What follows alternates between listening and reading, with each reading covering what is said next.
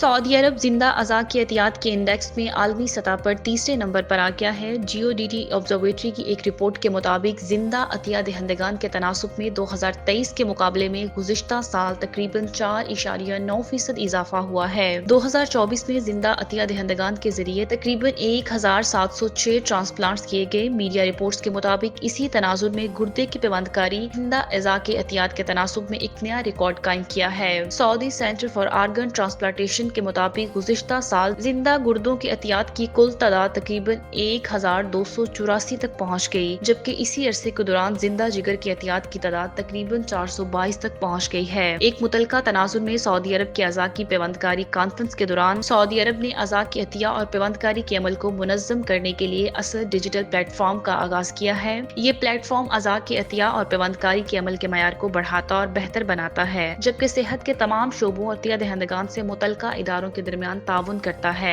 ये फायदा उठाने वालों के लिए जामिया देखभाल को भी यकीनी बनाता है और सेहत के वसाइल के इस्तेमाल को बेहतर बनाता है। जामिया निगहदाश्त फराहम करने और कौमी अज़ा की पेवंदकारी के प्रोग्रामों को फरोग देने के लिए वक्फ मरकज ने इंकशाफ किया है कि सऊदी अरब में मौत के बाद अज़ा अतिया करने के ख्वाहिशमंद अफराद की कुल तादाद तकरीबन 5,40,000 है। Saudi centre for organ transplantation का मकसद मरीजों को इलाज के लिए बैरून मुल्क जाने की जरूरत को कम करना है। मजीद बरा आर्गन ट्रांसप्लांट सेंटर ने वजाहत की है कि पिछले साल फौतशुदा अतिया दहंदगान की जानिब से अज़ा की पेवंदकारी की तादाद में 12.3% इजाफा देखा गया है।